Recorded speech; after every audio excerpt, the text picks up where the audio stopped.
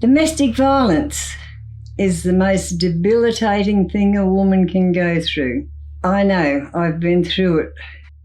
According to the Australian Institute of Health and Welfare, the Australian Bureau of Statistics 2016 Personal Safety Survey indicates that 1 in 6 women, that is 17% or 1.6 million, have experienced physical or sexual violence by a current or previous partner since the age of 15. Compare this to 1 in 16 men, 6.1%, or 548,000. When I first fell in love with my first husband, I had such high hopes, so many dreams of the little cottage with the white picket fence and the children running around in the backyard. It was a beautiful dream, but unfortunately that's all it was.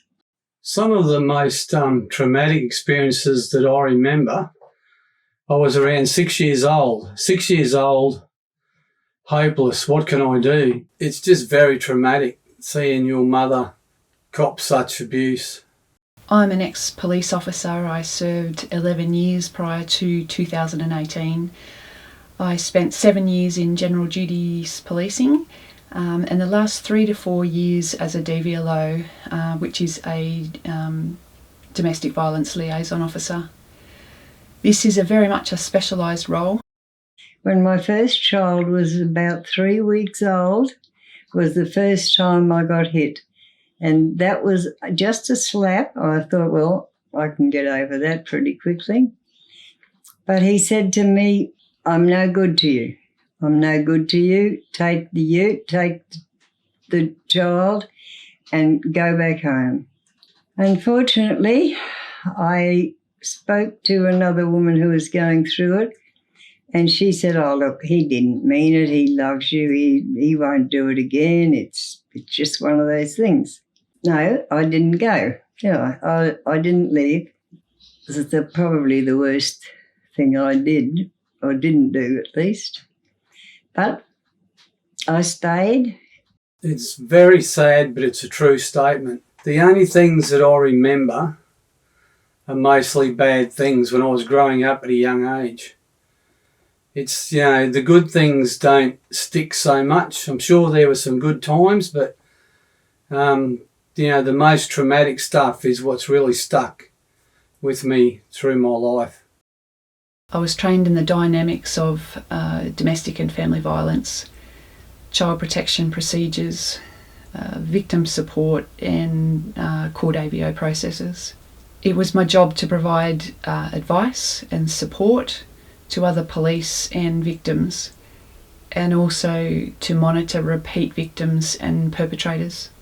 It certainly is a national health and welfare issue that can have lifelong impacts for those, for both of those parties. And from then on, it was no slap. It was full fist every time. Every bit of money he spent was going on grog. And it didn't matter if I had black eyes or not. I still had to go to work. Sometimes I think I had more black eyes than a forest full of pandas. It wasn't just me that was suffering either. I had 3 children. Yeah, so that means all my early childhood, right from conception, has been affected by domestic violence. During the first 7 years that I served in the police, rarely was there a shift that went by that I didn't respond to a DV job.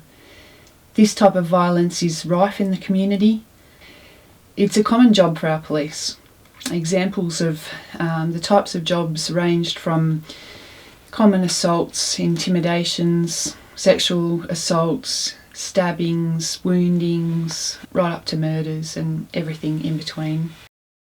Every time the bruises started to clear up, it was another fist in the face, another fist in the face. Didn't matter what I did, it wasn't right. The children weren't fed right. The cooking wasn't cooked properly. The house wasn't clean enough. It didn't matter what I did. I couldn't seem to do it right enough to for him. So Mum went through a lot of traumatic experiences, and through the domestic violence, it would have broken the strongest of souls, but she soldiered on and done the best she can. A huge majority of these crimes are inflicted on women and children by a male partner or a family member. The common denominator, more often than not, with DV offences is alcohol and drug use. It has been my opinion for many years that the abuse of these substances is a real cancer in our society. He had a very bad habit of bringing men home. And of course, I had to, even if I was in bed, it was midnight, 1 o'clock, it didn't make any difference. I had to get up and cook them a feed. The children would wake up and come out, and I'd put something on their plate for them. And this one night, he brought home a guy that had been through the war. And yes, I felt sorry for the guy, but when he actually reached over and took the food off one of my children's plates, I thought that was just going a little bit too far. So I said something, which was a very bad thing to do, because then I copped it again.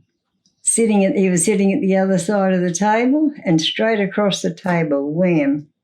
After that, it didn't matter what happened. You'd come home night after night. As soon as the bruises went down, it'd be another whack and another whack and another whack. So every time Dad came home from the pub, being drunk, Mum had to literally walk on eggshells, watching everything she said, everything she did, in fear of when that next fist was going to land on her face. It's very common for a victim to feel trapped in these violent relationships. They are torn by the fear of poverty, of homelessness, of further violence if they leave the relationship. But also quite often they love the person who is abusing them.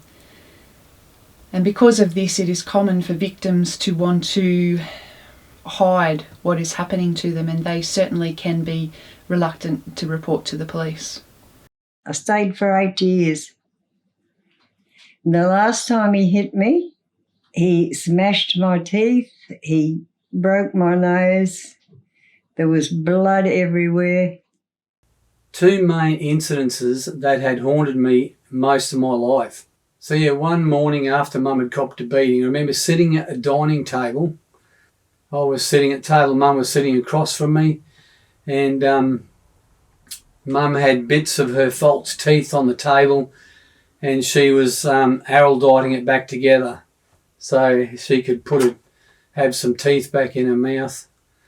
That was then. I remember at the time thinking that here we go again, to me, I remember it wasn't the first time that Mum had to arrowdite those false teeth back together.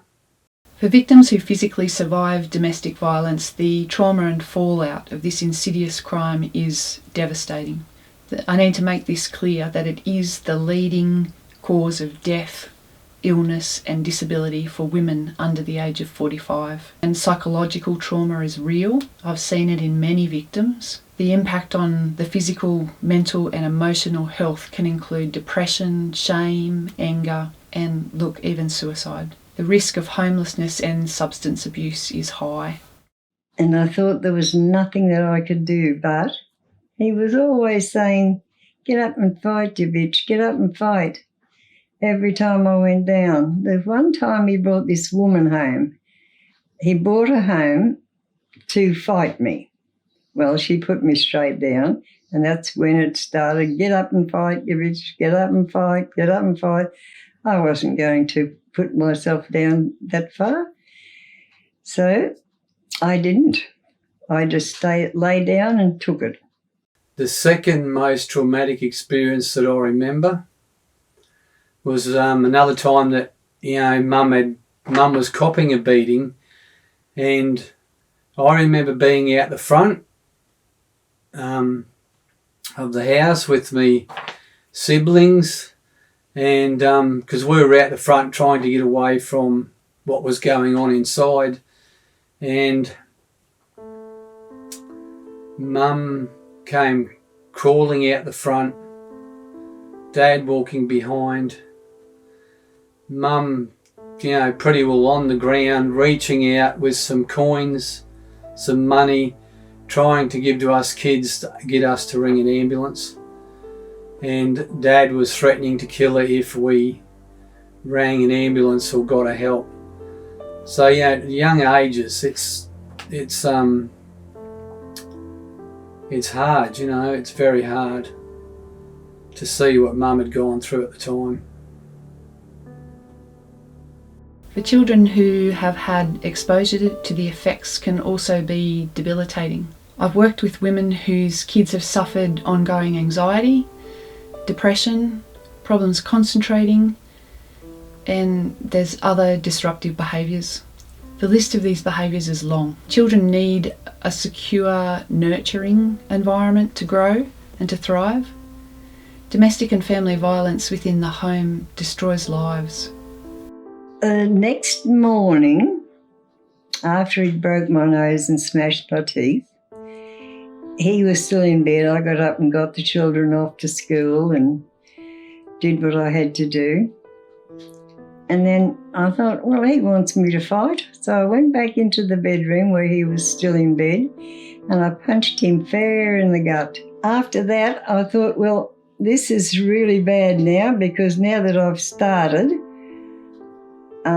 it's going to end up with one of us dead, and that would probably be me. One man is killed every 29 days by their partner. On the other hand, one woman is killed every 9 days by their partner. So through my growing up years, not just domestic violence, but I've had an arachnophobia really bad throughout my life. Not so bad now, but growing up for many years, I would just freak at any spider, daddy long legs or anything. That all stems back to when I was younger. Dad'd be joking around, he'd pick me up because I'd be scared of spiders.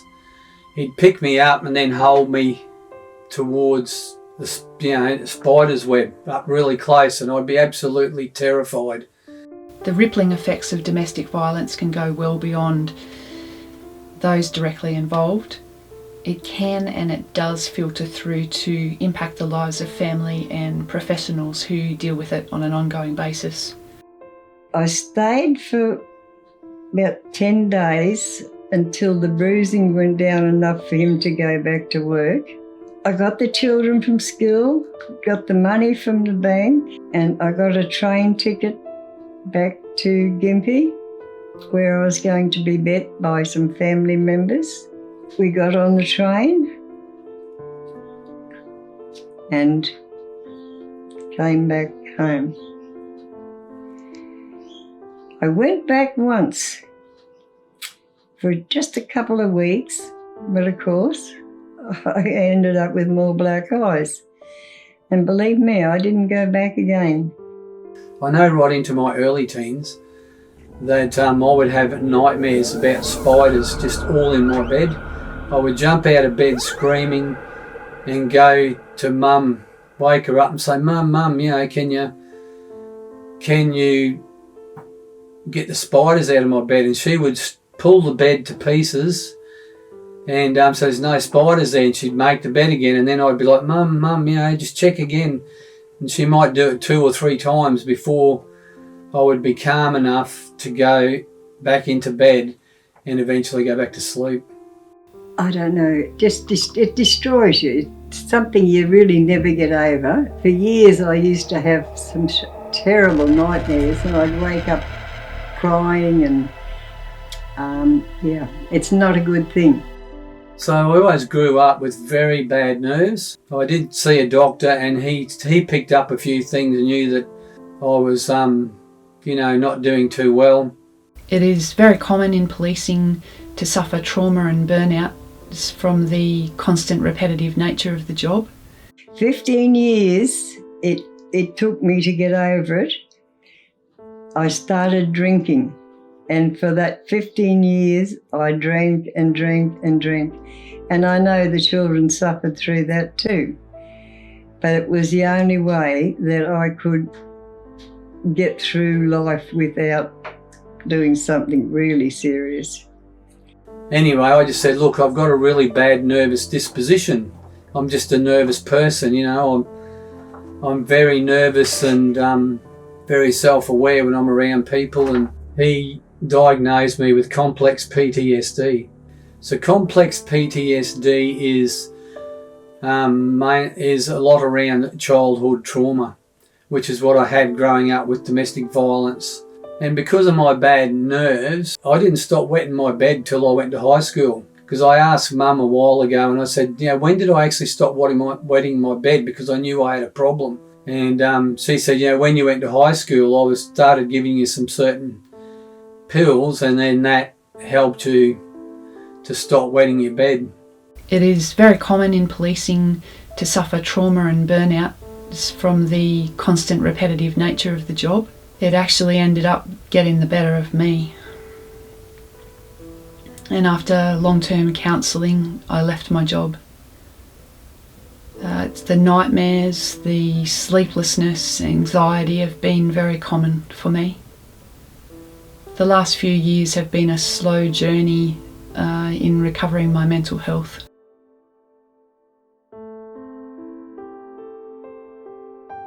And any woman, any girl, any woman that is going through domestic violence, if you get hit once, don't stay. Get out immediately. They'll say they're sorry. They'll say they love you. They didn't mean it. Trust me, they never stop. Once you get hit once, get out, get out, get out. It will not stop, and it will get worse and worse and worse. And this is why so many women get killed, because they stay in a domestic violence relationship. It's bad. It's the worst thing. I can't think of anything worse than a woman going through that. Growing up in my life, there have been people and they would say, you know, I'm not going to amount to anything. So I've had very low self-esteem all my life. I've found it very hard. The fallout in my life has been a lifelong depression, anxiety, low self-esteem.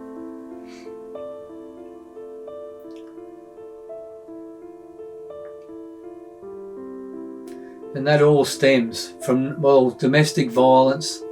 Emotional abuse is domestic violence. Physical abuse is domestic violence, whether it be against your partner or your children. And what I want, my aim for making this story is not to degrade anyone in my family, my father or anything, but just to tell the story that what you do can affect your children or anyone.